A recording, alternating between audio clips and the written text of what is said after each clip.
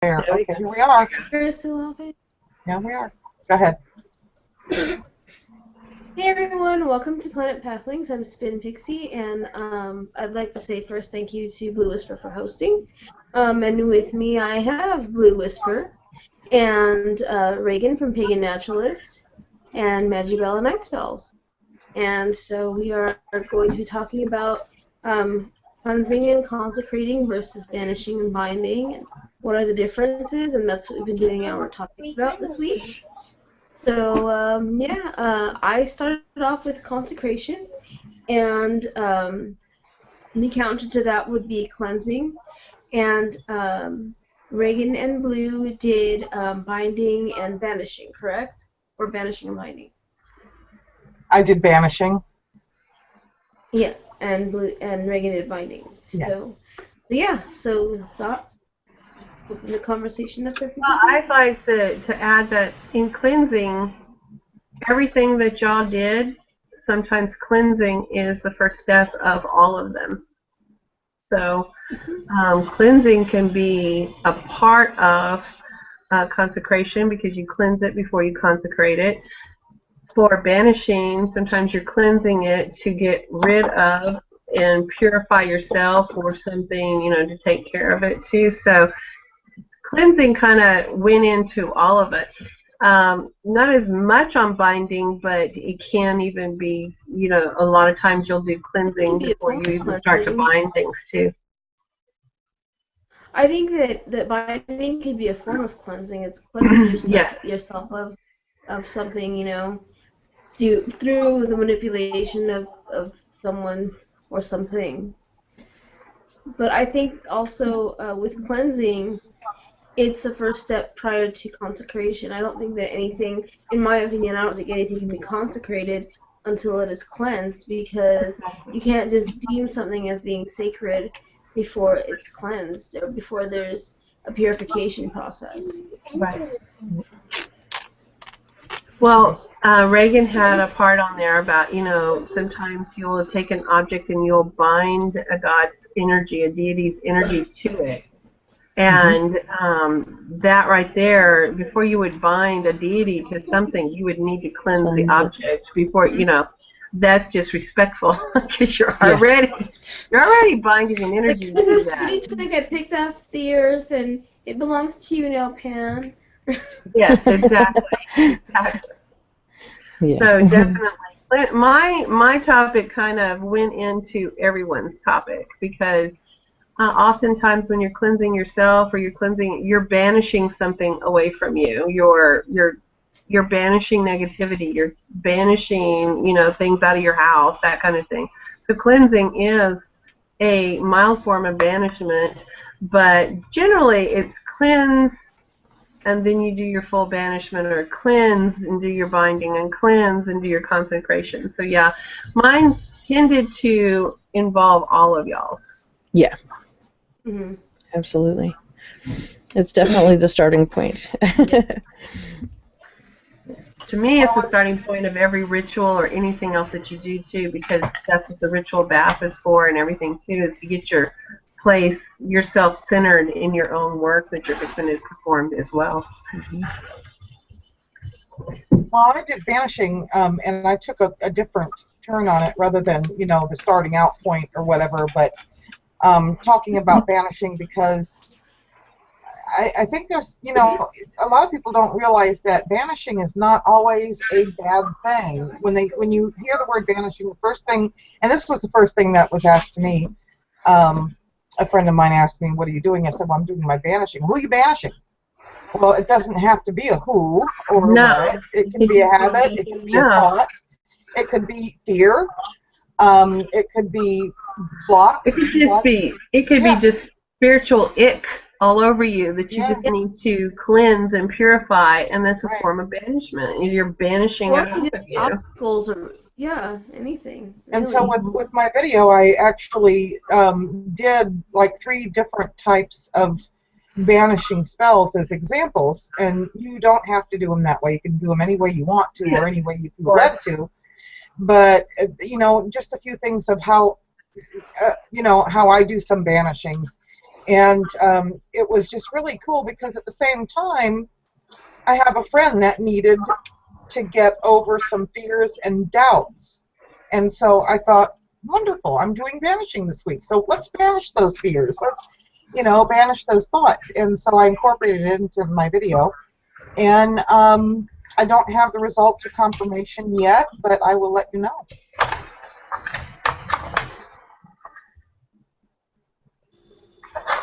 And the difference between banishing and binding, too, I probably should say this. Binding is something, too, you can bind something away or to. You can bind something to you or away from you, or bind someone from being able to do something to you. Where binding is more like I'm stopping you in your tracks. Banishing is more like I'm getting rid of it altogether. Yeah.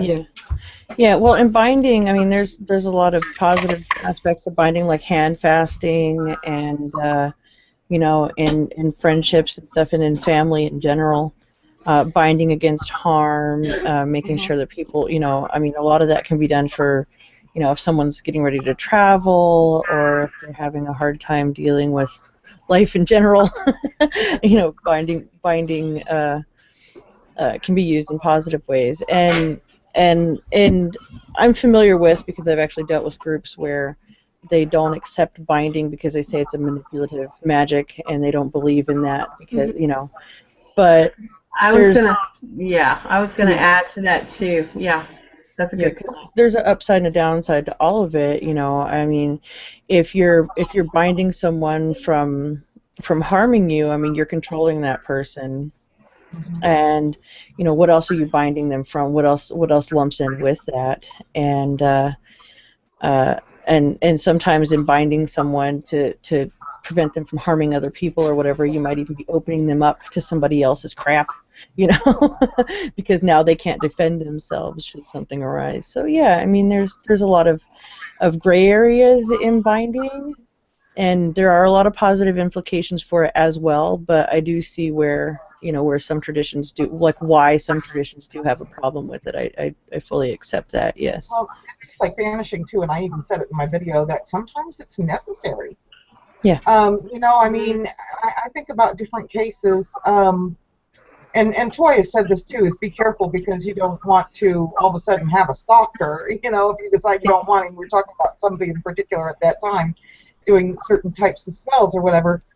And in this case, with banishing, if you're being stalked by somebody, you don't want them in your life anymore, banishing is not necessarily a bad thing because you're not really hurting them by banishing them. You're making them move on away from you. Right. So it can be, and it's all in how you use it. It's all in your intent and how you use it. If you're doing something to protect yourself, by all means.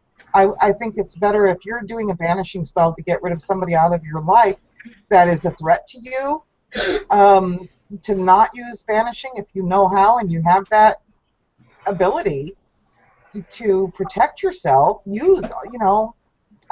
It's better than having somebody constantly stalking at your window. But also, when binding, it's a good idea to be very direct and concise with the words that you use, so that if you're binding somebody from doing harm to you or to your family, be direct. And if you just say, I bind you from doing any harm at all, there are some necessary, things that need to be do. Like saying no can harm somebody if they're in need of help, There are some things that you need to just say no to. So if you're binding them from, harm from anyone, like you were saying earlier, what are you really binding them from, against doing? So it's better to be really clear and concise with your words and intent. So that way, the binding that you're setting out forth is exactly stated toward that intent and nothing more. Yeah. There was a conversation on the internet, I don't remember where it was many months back, and they were talking about the negative or dark aspects of witchcraft. And there's someone popped up, and I do know it's certain people's belief that binding is literally the worst thing you can do. And I just basically laughed at that. I was thinking to myself, there is a time and a place for everything, and if someone is causing my family or myself harm, you're damn right I'm going to pull out binding. I'm going to bind their butts, but you know what? I don't start it. I don't seek to do that. But if somebody is jeopardizing the well-being of someone I love, and generally I will do it quicker because someone is trying to harm my children or my grandchildren or something like that, than I would do on myself, because I can protect myself. But I have no problem with it. I think the negative, and I think my response, and I did do a video response at that point, was that to me, some of the fluffiest, lightest little spells can be the darkest. And that falls in those love spells and stuff, and that's how you find that, that's how you can create that stalker kind of thing, because you, oh, I want that boy, I want that boy, I want that boy. You don't even know that boy, so how do you know you want that boy? And then you perform a spell, and then the next thing you know, you don't like that boy. Oh my God, after you talk to him for a while, you don't even like him. But now you've bound that boy to you in your love spell, and now you have a stalker. It's not even his fault. It was your own created monster. You created the monster. And now you're afraid what you're going to do. Binding, right? Yeah, you know, because that love spell is a form of a binding spell against somebody's will. You can do a love spell that is, you know, that you would just like to, you know, find more love in your life, you know, that kind of thing, where you're doing it very generalized, unconditional love for yourself and for others. And there's lots of love spells that you can do that do not come with that consequence. But most of the time, people get into witchcraft, bury the young ones, because they want that boy. They want that lover over there. Yeah. And they haven't even talked to that boy. It is an infatuation. It's not love. And if it was love, you wouldn't need to do a love spell for it. And then all of a sudden, but those love spells like that are binding spells. Yep. That is a binding spell. You're binding that person to you. And now what are you going to do? When you've bound that person to you and you can't get rid of his ass. Now you're stuck with that person. Yeah, and the thing is, it's easy to do the first part of almost every spell. Well, that's just it. How do you undo that spell when you need to undo it? Banishing. These are the things people need to know. And it's going to take that much more energy to undo something you've done. And this is what I don't understand. People are worried about bending the will of other people, but you know, sometimes it is necessary. It's just like I said. Okay, maybe you didn't do a love spell, and you've got somebody stalking you, and it's becoming dangerous. Banish him, bend that man's will, make him go on, move on. Okay. You know? But get rid of him. I find it also ironic that, oh my gosh, we can't manipulate somebody else. Oh really? So we're supposed to be the perpetual victim of bullshit? Right. That wasn't our will to have them do that to us. That wasn't our will that they're stalking us and attacking our car or everywhere we are. That's not our will. Well, when you manipulate too, it's just like my friend who was having a fear. In thinking what is baneful or what is acceptable. Okay. I mean, when people who say, you know, binding is the worst thing you can do, this, that, and the other, I don't think they're looking at both sides of the coin. I think that they're looking at it in a negative connotation because they don't quite understand it as in depth as they need to understand it before even thinking about attempting a binding.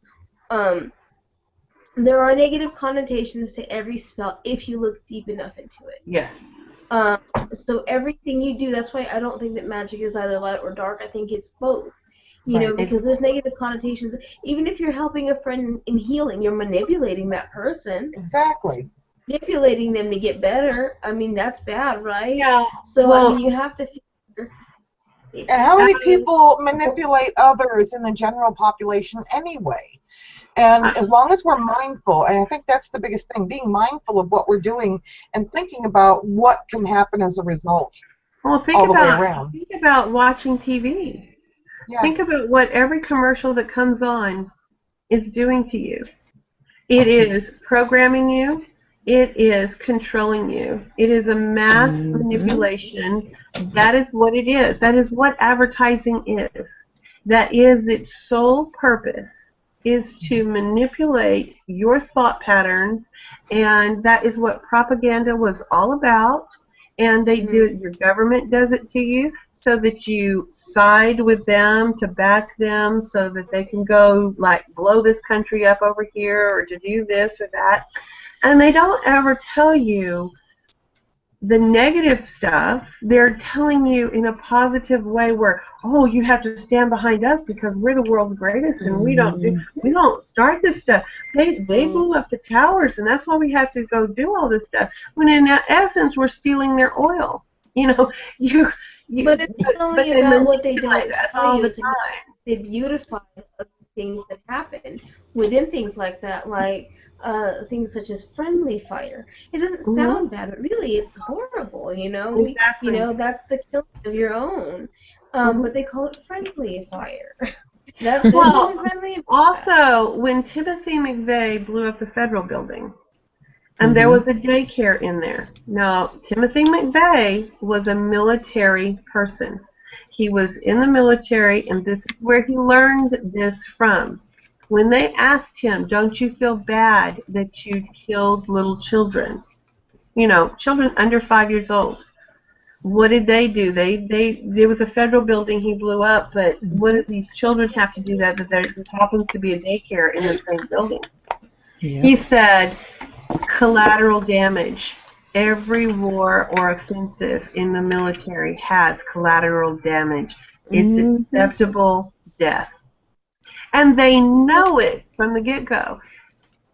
So people look at us and say, oh, you're binding, that's horrible, you're manipulating someone's will. Well, let me tell you, every part of your life is a manipulated step. If you look at it, there's someone trying to get you to side with them or go their way or do this or that. You have the right to stand on your own 2 feet and manipulate your own world around you as well. Because everyone else is doing it. That stalker is doing it too. Did he ask your permission to do that crap? No, he didn't ask your permission to do that crap. And you know what? In ways that aren't so outright by, and it's not even necessarily a bad manipulation. It's just like if your parents ask you to do something, you're going to do it because you respect them. That's still a manipulation. It's using your respect to get them to do it. Well, how about when they use guilt to do it? Yeah. When they guilt you, it's all banking. Yeah, exactly.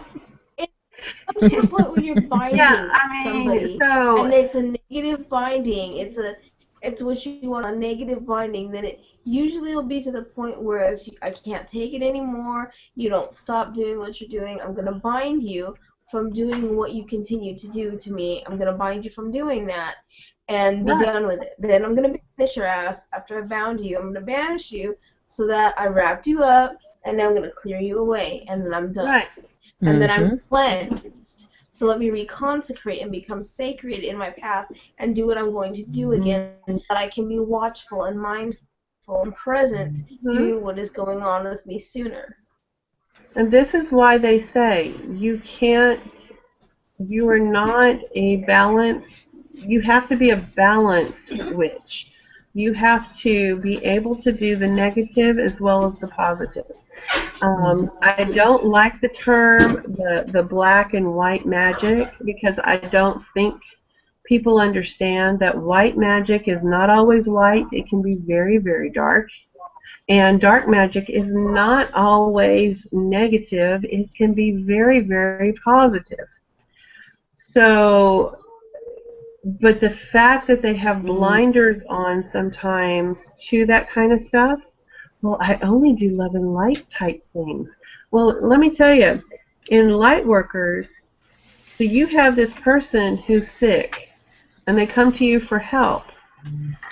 A lot of times the illness is there to teach them a lesson. So healing them sometimes takes away the life lesson that they needed to learn. And everyone always has the ability to self-heal. Well, Sometimes those things are actually there to teach you growth. and all of the light, dark, gray, every bit of that is all a matter of perspective, because what's one person Exactly. is, you know, white magic is somebody else's deep, dark, horrible thing. You know, I mean, it's all gray areas, and that's, you know, I mean, that's the whole, like, that was the draw for me, is, you know, a lot of other faiths try to make it very black and white, and I can't buy into that black and white concept, because everything is a matter of perspective, and it all has to, you know, so you can't just put everything in a box like that, and that's where a lot of people, you know, miss that whole concept, because because they're looking at it on a very superficial plane, and the thing is, there's nothing superficial, and we're so entangled with everything we do. The entanglement is so deep and so far-reaching that we have no clue about that. But every thought you think is a form of a magic act, and so therefore, no matter, your uncontrolled mind is still doing things. Well, I also think it has to do with the fact that in being balanced, it's not only the magic, is it black, is it white, is it whatever. I think it has to do with the witch themselves. Are they a balanced person? Are they mentally stable before they even cast anything out? Because I know I've said this before, if you're imbalanced, if you've got any kind of imbalance whatsoever going on with you, then you're putting out imbalanced magic, no matter how much you want to work with white magic or light magic. If you're an imbalanced person, you're putting out imbalanced magic.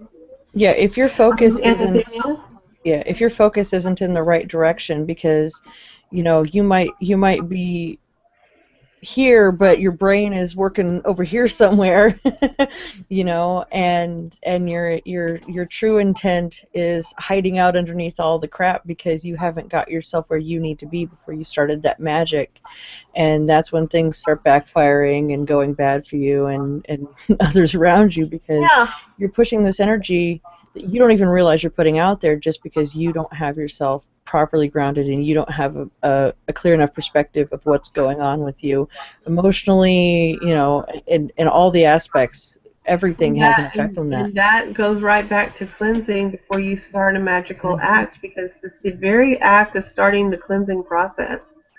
The ritual bath, the you know, some people actually really purify their body internally as well too before big rituals, where they'll start drinking their more water. They'll be eating their fruits and vegetables. They won't be eating fried foods and, you know, more harmful vegetables, because they're clearing out everything to be prepared. And it's always a way to get centered and focused and grounded when you go into your working. It just reminded me, I actually read about a magical several months ago, maybe it was over a year ago, about a magical colonic, basically a magical enema. That's all it is. It's like, cleaning in the inside out. Yeah. When you said that, it reminded me of that. I'm sorry. Exactly. I mean, the cleansing process is, you know, and it's an ongoing thing to completely, you know, keep doing, and that's what builds your positive energy forces in your home and everything else. It's the constant re-upping your magical intent around your house. Even that's what cleansing and purifying is there too. Yeah. But these people that are unbalanced, they don't even have to be performing a magical act. They are still performing magical acts. Their uncontrolled brain is still throwing all kinds of stuff. They don't even realize why they get hit with some of the crap they get hit with. They don't even know where it's coming from. They're getting hit all the time. Yep. I'm used to body chemistry. Like, if you have a sort of a mental disorder, if you're bipolar, or if you have a chemical imbalance, it's having that stuff in check too, making sure that your body chemistry is correct and making sure that you're okay before you even begin the process of becoming a witch and becoming somebody who's ready to do magic. Because if your body chemistry is off, you're still putting out imbalanced magic. Well, and that's just like with me. I mean, that's why I'm back on my Prozac now, is because I tried everything else, and I do have a hormone imbalance that I do struggle with, and it does put me really off. It causes the anxiety to get out of control. It causes the depression to get out of control. And if I don't rein that in and take whatever steps are necessary to get myself where I need to be, it doesn't matter how hard I try, how much I meditate, how much, if I physically, no matter what I do, surface-wise, if I can't get myself there because physically I have that limitation, I'm all over the place, and nothing turns out right, and things start falling apart. I mean, that's exactly how I went through the bad spell that I went through, and ended up moving out of my house and everything, was because my hormone imbalance got so out of control, and I wasn't paying attention to what was going. I wasn't listening to myself. I wasn't listening to my body. I had my head too far up my butt to pay attention to what was really going on. You have to be vigilant with yourself, because it affects everyone around you. It affects everything that you do. And you have to be in the right state of mind. Well, the other thing is if you have clinical depression starting up, it's hard to go to your altar. When you are depressed, it is the hardest time to go to your altar and start doing work. It really is, because when you're depressed, when you get to a certain level of depression, you can't even get in there to take a bath, much less, sit down and focus on a ritual. And then what are you going to do with that? When you're all depressed about everything. So your outlook on trying to put together a ritual is going to be to the negative aspects of everything. And then you wonder, oh, look at that crap that I just created. And that's the most important thing. The most important thing is that when you feel least like going to your altar is when you need to go there the most. And to tell you the truth, it's probably way more important than that bath. Actually, if you're too depressed to get in the shower, just get to your altar.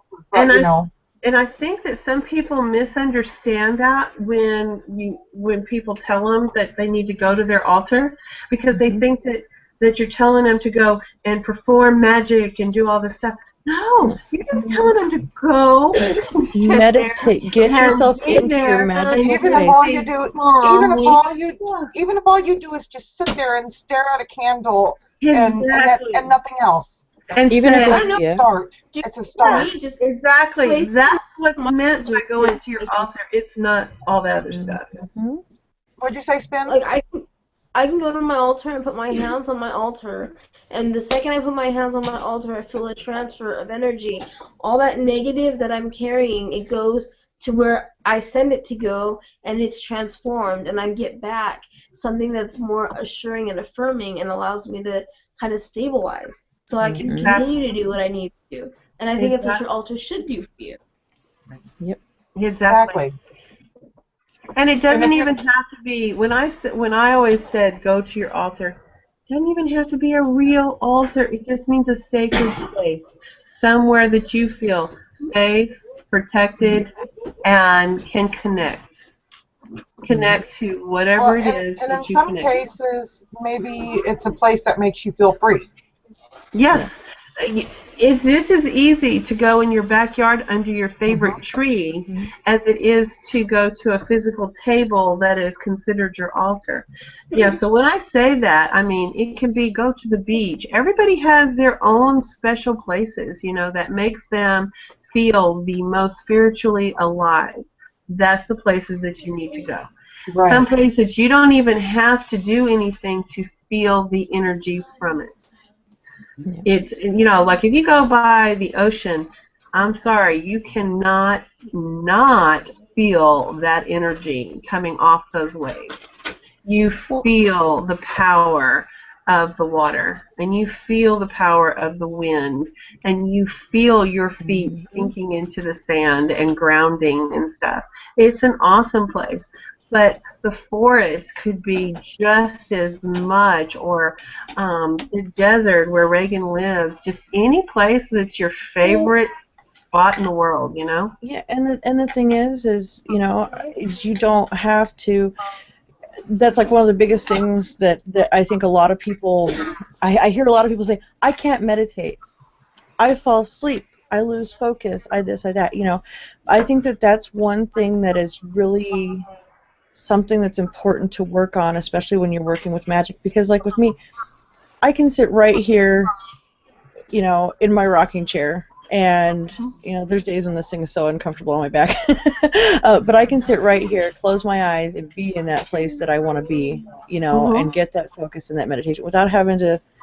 I can be walking down the street. I can be, in the kitchen cooking. I can be anywhere, playing a video game, do whatever, living my life, working, a photo shoot, anything, And like you were just saying, like there's some people that say they can't meditate, they can't do this, and that reminds me that there are some people out there that have a problem for every solution, and Yep. in my experience, Those are the ones that need to check their hormone balances. well, This yeah, is where, and this is where you have. I mean, of course, we all have our strengths and weaknesses, and some things are easier for some people than they are for others. I mean, that's right. Of Well, course, as a witch, I know me, and when I'm around somebody that's like that, and you try to give them help, you give them advice, and all they want to do is just bitch.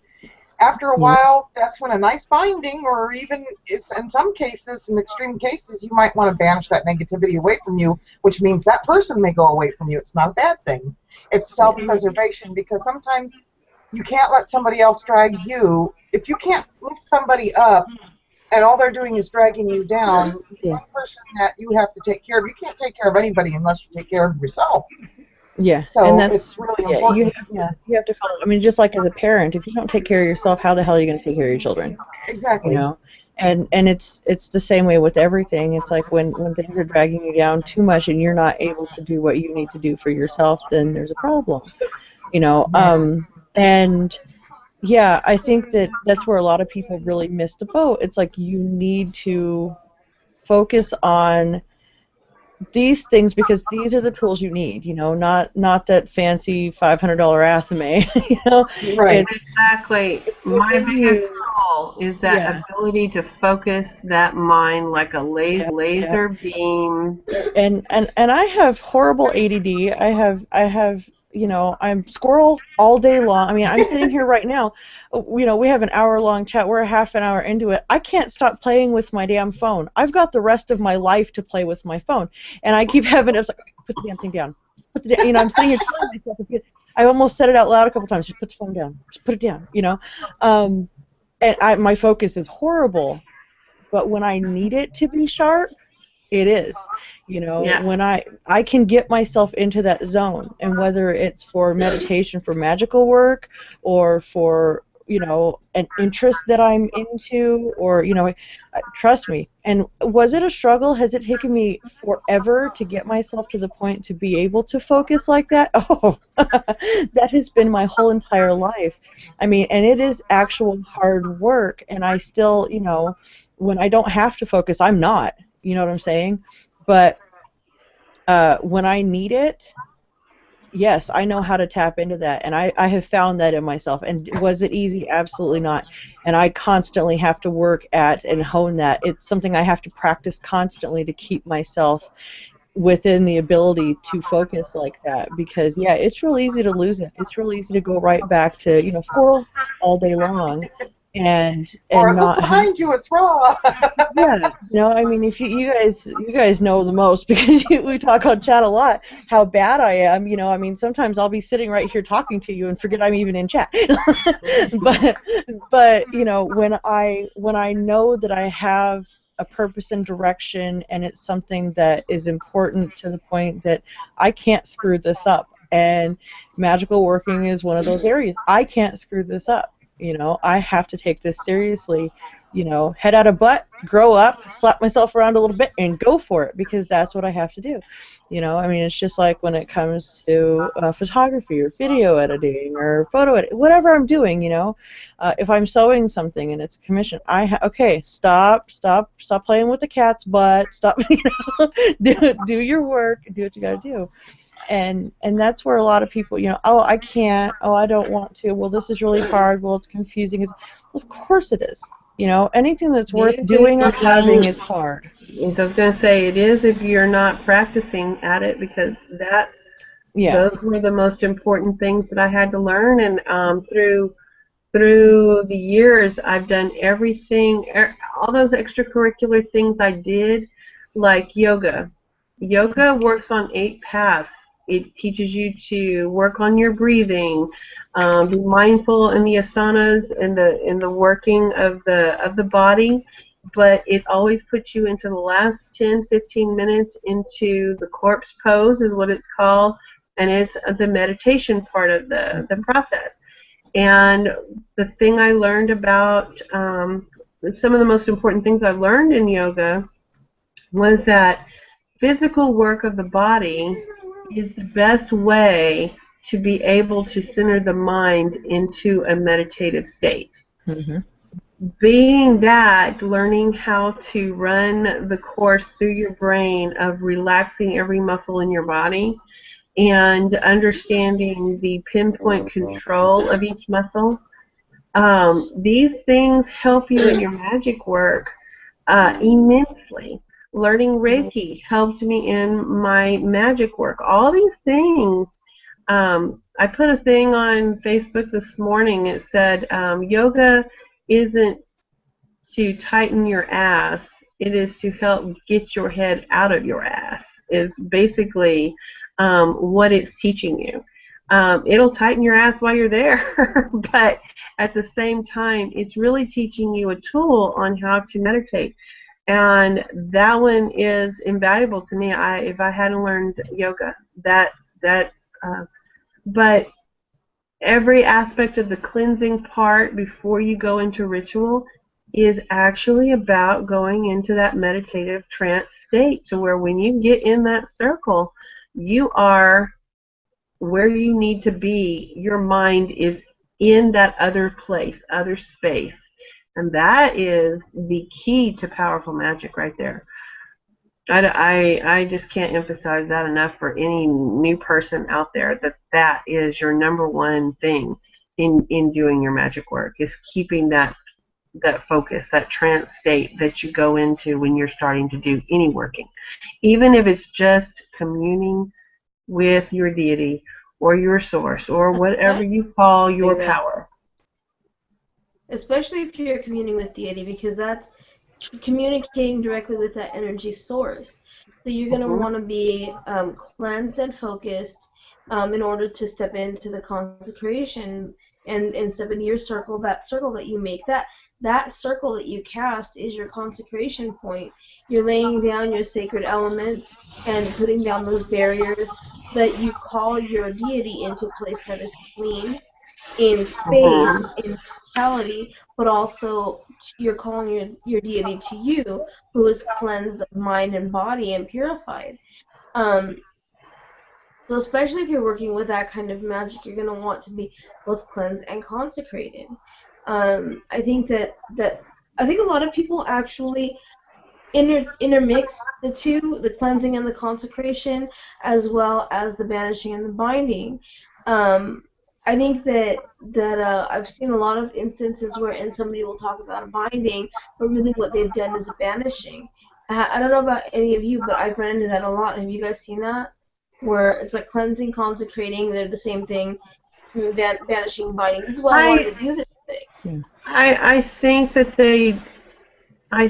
there is some interplay with them, but they are distinct.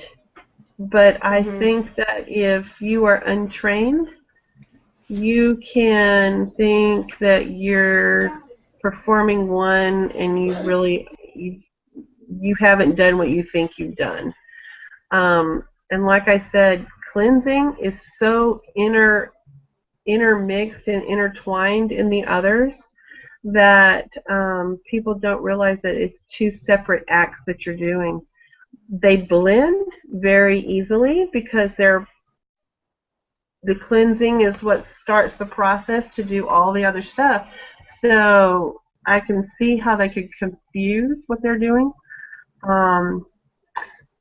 I don't know how you would confuse a binding with a banishment, but I think because that's just in my own mind. What negations? I think that they're grouped in the same umbrella, even though they're dissimilar. I think that because there's a sort of negative connotation, like if you're banishing, it must be. Yeah, negative. they think that both is an evil magic, and the thing is that it's not an evil magic. It starts with a B. It must be black magic because black starts with a B. Exactly. I'm like, these people get me all riled up when they start talking about, oh, I'm a white witch. I put something on my Facebook one time that said, I'm not afraid to walk alone in the forest in the dark because I am the fiercest thing in the forest or something like that. And yes, I'm the darkest thing in the forest. So I don't remember exactly how the thing was worded. And I had this lady come on and say, oh, well, I walk in love and light, and that just isn't the case. I said, honey, if you are a witch, then you should be able to stand on your own 2 feet, surround yourself in your love and light, and nothing in that forest can harm you. Am I correct? Mm-hmm. Oh, well, I didn't think of it that way. Well, honey, I can walk in that dark forest. I'm the scariest thing in there. That's right. Because I have full confidence of what I can do. Mm-hmm. That's the basis of being more spiritual in this kind of manner, is that when you get into like Christianity or Catholicism, there is a black, there is a white, there is a heaven, there is a hell, there is a good, there is an evil. But when you get into witchcraft, it does not exist, because the part of that spirituality is learning to embrace all things about one thing. Exactly. That's why they say our deities are imperfect beings, because they are imperfect. And we don't have to be perfect because our deities know that they're imperfect. So therefore, they know that we are imperfect, and that's the embracing of light and dark. Well, yes. I love the more traditional religions. I'll leave it at that. When they go, oh, they have the black and the white and they have all that stuff. And then you see these people and living their life in gray areas. They're afraid. They're afraid in the face, to go face certain things. They fear death. They fear this. They fear that. And I'm looking at them going, if you truly believed, you would not have that incessant fear, like crying about death and stuff like that, and then you're like, you didn't want your grandparents to go to that better place, that they were devout in their religious beliefs, that they walked a long good life, that all this stuff, and you're not happy that they are released from pain and in the presence of the God that you chose to worship. It's like they're hedging their bets, but they don't truly believe what they I believe that the soul still exists. I believe that the minute I call their name or hold something of theirs, they're with me. I can feel their communication with me, and therefore I have no fear about it. But some of these people that are supposed to be so religious, and you're like, they're afraid of their own shadow, and you're like, if you really believed your deity walked with you, what are you so afraid of? Call upon him to protect you. If you're afraid, you can banish that fear but you're afraid to banish because that's black magic. Yeah, Come on, and, let's get you know, real. well, how about let's just throw a circle of, your archangels around you, or Jesus Christ, or Allah, or, whoever it is that you believe in. It doesn't matter who you believe in, because that's just it. It doesn't matter which one you believe in. It's all very powerful. And if you fill yourself with that, you can be anywhere and walk anywhere and know. You shouldn't have to. Who is more mighty than that power? I just don't get it sometimes. I just don't get it. I think that if you try to walk in the light and you try to be good or be heavenly or whatever, you're really walling yourself off from a great deal of power, because darkness is not negativity. Darkness is simply the void. It's it's the source of all things, really. And if you're walling yourself off It is definitely the huge part of birthplace your of own everything. power. It's definitely the birthplace of everything. All that darkness. My great Aunt Betty used to say, "How can you appreciate the light if you've never walked in the dark?" And I think that makes a lot of sense. How can you appreciate anything if you haven't experienced the opposite end of it? I love it when they cry and go, "How could God do this to me? How could God do this and create this and create that for me in this misery, and I'm poor and I struggle and I do all this stuff," and I'm thinking to myself, because you haven't learned to appreciate what you have. And the only way to learn what's good in your life is to show you what's bad. So what do you want more of? The bad, miserable, or the human beings, and human beings think they have to have a scapegoat. They use their God as to blame. It's narcissism. It's like, my life ain't going right. God don't like me. Or why is God doing this to me? Why is God doing it to me? And the thing is, it's the process of life that's usually happening around them when they say these things. Mm-hmm. But their focus is on the negative versus they're focusing on what's positive in their life and what is good and right with their life. And they haven't figured out that they're attracting it. Exactly. They would actually start bringing in more positivity if they started appreciating it and stating, "Look, I woke up today, I have food in my refrigerator, I've got clothes to put on, I got places to go, I've got people around me, look at this puppy that needs love, look at this there's things around you all the time to get that kind of appreciation. I don't understand why people have to dwell on all of the bad, and then wonder why all they're getting is negative. It's like law of attraction. And that's when banishing comes in handy, to banish that negativity. But you've got to believe it, and you can't concentrate on just negativity. I wanted to kind of go back to the consecrating that Spin talked about, and it's like, there's this hang-up. People think that only certain things can be consecrated.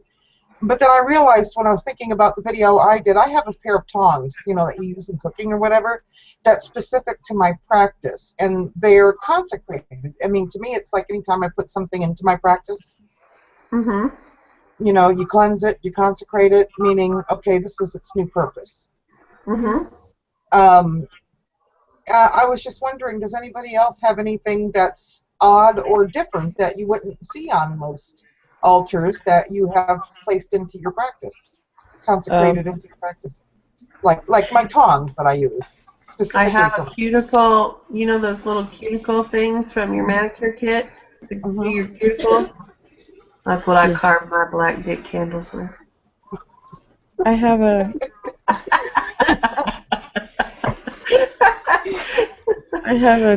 really good. I have a Doctor Who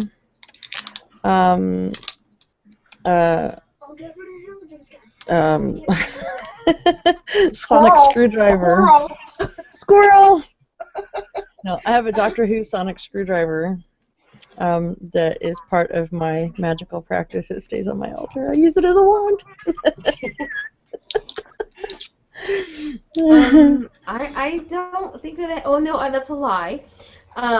Consecrated, yes, for my Peri altar. I have a little wind-up caterpillar that what I'll do is I use it for an offering. So when I've got their altar going, I wind it up and it goes like this across the altar, and I blow bubbles for them. So yes, it is consecrated. There you go. I like that. Sometimes, you know, why not? Yeah. Sometimes I cast my circle with a. Sometimes you cast your circle with a what? With a goldfish. It's.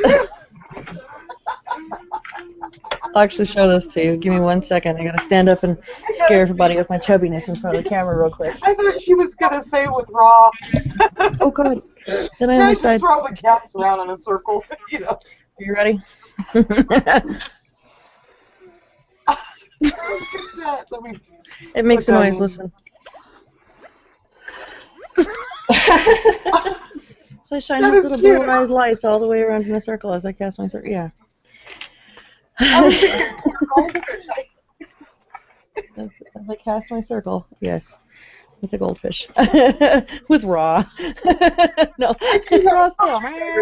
Screwdriver. I use it for carving things in my candles and things like that too. You know. For that purpose. I use metal skewer, like something you would roast marshmallows on for carving my candles. I have a. It's very I have a- precise. Yeah. I have an X-Acto knife that is also part of my. I have that's specifically for my magical use. I don't use it for anything else. When you look at most of my altar tools, like if you look at them, the stuff that I actively use and not just like the pretty stuff that people have given me, Yes. it doesn't look like altar stuff. It doesn't look like an altar. It doesn't look like anything remotely magical. What the heck is that, you know? But that's what I use, so. But it works for you, and that's the important thing. Yeah, and it's more about practical. I don't need the flash. I think people do get stuck on that. Things have to be a certain way or look a certain way, or they have to have certain things look a certain way. They have to understand that if you were 1,000 years ago, you used what you could make and get around you. They used their everyday stuff because they didn't have a whole lot of stuff to begin with. Their stuff, everything their stuff was useful. I mean, they didn't have a lot of, a lot of times it was just a one-room hut that they lived in, so everything fit in there, and it wasn't like overly crowded or anything.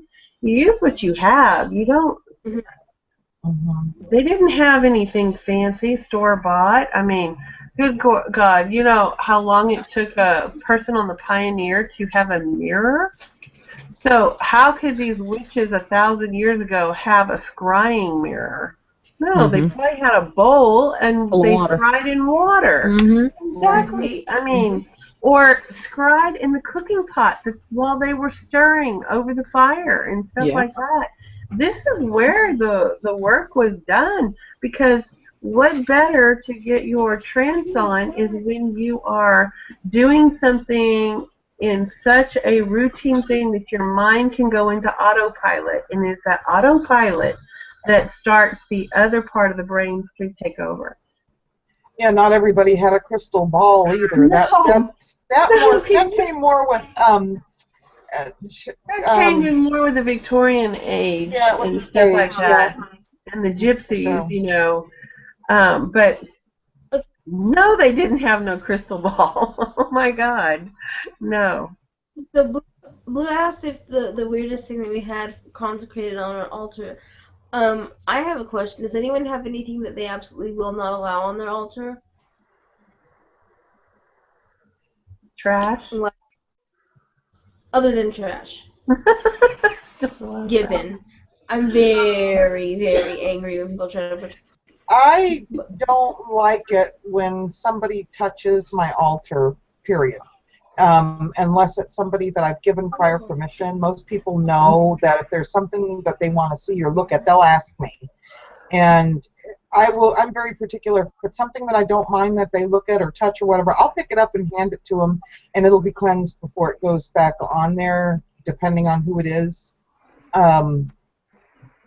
Because I don't want no ick, back on there. Plastic on my altar, anything plastic. I try to keep things on my altar ceramic or glass, but I tend not to want plastic on there. Well, there are times, because I use some animal representations and for certain sabbats. So like and they're plastic, I have a little plastic sheep, but it's not really a ritual tool. Mm-hmm. It's more of like a totem, maybe? It's something about the season. It's not so much that it's but it's plastic of some sort, I was looking to see. No, most of my stuff is metal or wood or. I'm a pack rat, so I don't really have very many. My thing is not what the item is specifically or what it's made out of, but it's whose hands have touched it, where it's come from. Yeah. That type of thing. It has nothing to do really with its tangible properties. It's more, I've actually thrown things away because somebody has walked in my house that I didn't care for and picked them up off my altar. And I look at them and go, "Do you want that? Because you can have it now. I take it with you and leave now." And I'm binding your ass to it. Yeah. I'm like that too, and really I haven't had that problem. I have not had anybody. I haven't had anybody really touch anything on my altar except for Pip and Willie, but I figure they're kind of immune. Huh? Oh yeah. Cats are allowed on my altar. I have no choice. Well, they're not allowed up there because they'll knock crap over, and Pippi has actually knocked the whole hutch off the top of it once. So they don't like them up there, but it's not like, I don't feel like there's any negative bullshit that they're going to leave there, because they're just dumb, innocent. And my cats and my kids both are welcome to touch everything on my altar. With my kids, I found that the less taboo I make it, the easier of a time I have with them. Because if I say it's off limits and tell them they can't touch it, as soon as I walk out of the room, they're going to sneak over there and touch it. But if I say, "Here, let me show you what these things are and what I use them for," then we sit down, they actually get to touch the items, and we have a dialogue, and then they respect them and leave them alone. I was going to say, my grandson has full reign of my magic room. He can touch whatever he chooses. He does not get into a lot of stuff. He is infatuated with my Athame, and I have made him his own wand because I'm not going to give him the Athame. It's not happening. But he has touched and handled, most of the things on the altar. And he's very at home with it. He's been around my altar since he was a baby. My newer grandson, who's 3, has been less exposed to my house because he lives in Austin. So mainly I go there versus him come here a lot. But he already loves Grandma's house. And part of what they love is that they can touch everything. Everything is, they get to touch it. And they get to experience all the different, everything. And my house is full of things that came from all their relatives. I was the keeper of the stuff, and I have got. I'm one of those too. Yeah, yes, everybody. And my grandchildren they love it, and then when they pick up something, I give them an ancestor story. I give them the story of the person who was associated with that. Yep. And it's just another tool for me to teach them where they came from, and where they're going, kind of thing. And that's like my biggest thing is I like for things to be interactive and have more than one purpose, you know. Yeah. So that's really important to me that they understand. I mean, even I have you know, my plasma lamp that they get to play with and stuff. I Yeah. mean, they enjoy every aspect of it and everything that I have, and it's, you know, not just the magical items, but all the other stuff. The reason why I own this crap is to help teach them and for them to learn, you know, Right. and it's all an experience, and I I spent part of my childhood growing up in a very sterile environment. You know, with my grandmother, she was a hoarder, but then in other situations it was very sterile. And I'm a pack rat. I'm not so much a hoarder. I keep a constant flow of things. I give things away. People give things to me. I'm constantly trading items, and that's how a lot of my stuff that I have that's my magical items was incorporated into my magic, was because they were gifts given to me that I repurposed into that. That's why a lot of it's very non-traditional. And yeah, you know, I mean, it's neat to be able to show them things from my childhood that they have no concept of otherwise. You know, record players, rotary phones, you know, and it's like rotary that even phones. with the magical stuff. It's the same thing. To show them things that they wouldn't get exposed to otherwise, that are interesting and fascinating to them. So. When I was growing up, my grandma let us touch everything, let us get into everything. And the thing of that is that when you allow kids to be curious, when you tell them not to touch something, they're going to think that there's a reason, and a good reason so they don't. And when I was barely coming into the practicing part of witchcraft, my niece was very young. So I told her what things were, and she would come into my room a lot to watch the candles, and she would, you know, she was very interested. And if I had just said no, keep out, you know, she was gonna sneak in there anyway. So it's better that she knows what's dangerous and what's not dangerous, and what she should be touching and what she shouldn't be touching and why. Yeah. And she's very curious, you know, she grew up around it. And so now not only does she respect it, but it also grows their curiosity in a healthy way, and not in a way of, oh, that's bad, I'm going to stay away from it, or that's good, let me jump into it and dabble and then leave when I want to leave, you know? There's a respect that builds for the religious practice when you open up that kind of a dialogue with kids when they're young. Oh, yeah. Absolutely.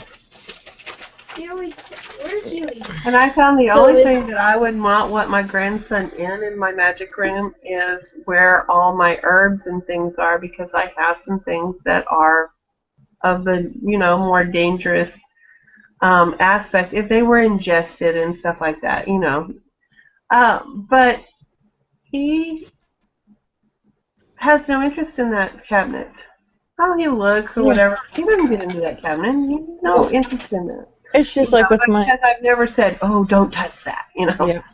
Well, it's just like with my kids. They, you know, they've never got into the chemicals under the sink or anything like that. You know, I never had, because that's gross. That's, you know, that'll make you sick. Don't bother that or whatever. But I explained to them what it is. You know, well, honey, that's to clean the poop out of the inside of the toilet, and if you swallow it, it's gonna, you know, kill you. Oh, okay. Yeah, exactly. Okay, you know, not to scare you, just matter of fact, that's something that's not good for you, you know. Okay, and they just kind of leave it alone, you know. That's mom's cleaning stuff, or that's, you know, and my kids. I mean, just like with the swords that we have, it's the same thing. We, you know, under supervision, we'll let them play with them and handle them and stuff, and you know, they love, just like with our pumpkin destroying that we do every year, you know. But they don't go running around haphazardly chasing each other around the yard and the house with swords. Absolutely not. No, that is strictly. Yeah, they want to, you know, the boys. But it's supervised, and they don't cross those lines, and those things are secured away where they can't just readily go in there and, you know, hack up their brothers. There's some things that are, you know, I mean, like swords, that there's a little bit more of a boundary, because it's something that they can seriously hurt each other and themselves with. Yeah. I grew up in a house full of guns, you know. Yeah. So, I've got a quick question. I've got YouTube opened in the back. We are still recording though, and it'll come up right though when it's done, right? Yeah. Because it's, for some reason YouTube quit, and it's just a little circle going around. But that's okay? Yeah, it's fine. Okay, it's a shame Yeah. because we've got 2 viewers. Hi, Okay. viewers. The little circles, is your guys is working? 'Cause- No, I can't see it. So just to close it out, because we are over actually an hour. It was a good talk this week. Yes, it was. So do you guys have any recommendations on herbs for banishing, binding, and cleansing, and consecrating? Yeah, sure. I mean, there are certain common things that you know that is basically banishing stuff. Like anytime a hot foot powder would be considered something that's banishing. If don't want somebody to come in here, you're going to put it at your door. Anything that you would use, anything that resonates with you. I kind of go with a lot of things that are very spicy or whatever when you're banishing. The more spicy, this is how I kind of see it. The more spicy it is, the better it's going to work. If it's just something where you're just trying to help somebody out a little bit and you don't want it too bad of effect, So I use garlic, onion, black pepper, vinegar. Vinegar is a real good one too. Things like that for banishing. For consecration, I would use Palo Santo or sandalwood. I use Dragon's Blood for everything. For me, that's all purpose. But I definitely, for consecration, I'd use sage or sandalwood, Palo Santo, or water, holy water, moon charged holy water, especially if it has crystals in it. Yeah. Cleansing. Go ahead, Reagan. Oh no, go ahead. Well, cleansing has a different aspect because it depends on how you have to cleanse the item, whether it be yourself, externally or internally, versus something that can't get wet, like selenite. So you have multiple ways. So there is not a favorite way for me to cleanse because it depends on what I'm cleansing and the method I have to use, whether it be smoke from incense of, burning sage or something like that, or whether it be an internal cleanse versus something that I'm making up. I have a bath salt that I make, and in that bath salt I have I'm using a lot of salts, basically. So salt is one of my cleansing things that I will do. But Epsom salt is always part of the mix, sea salt and Epsom salt, because the Epsom salt is magnesium, and magnesium is a magnetizer.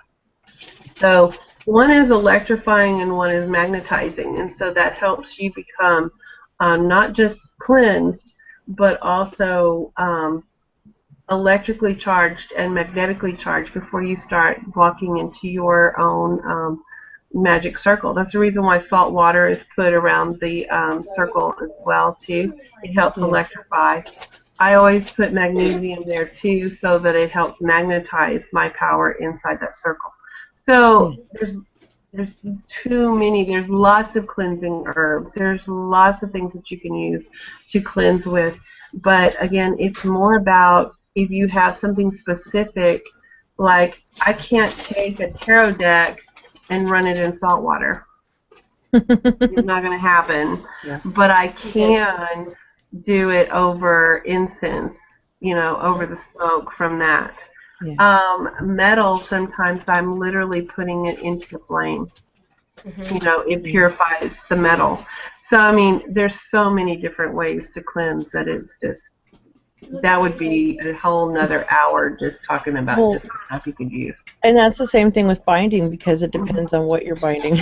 Right. Or how you're binding it. You're going to definitely use a different process for doing a hand fasting versus, binding someone against harming you, or, so yeah. It purely depends on what you're using it for, and a lot of it has to do with what resonates with, whatever that happens to be. So there's really no, and for me, I mean, I'm highly eclectic, so it's basically what feels right at that moment, and a lot of it has to do with the season and just, whatever's in the air at that time. really, you know, is how I go about picking what I use for just about anything. So, and yeah, we could do a whole other hour just. Yeah, I could do a whole. I mean, Florida water is often something that I add to my cleaning mix too, and I also add salt in my cleaning. I put, you know, I have whatever cleaner I'm going to use, but then I throw in things like salt, and I throw in Florida water, and I throw in a lot of a lot of different stuff.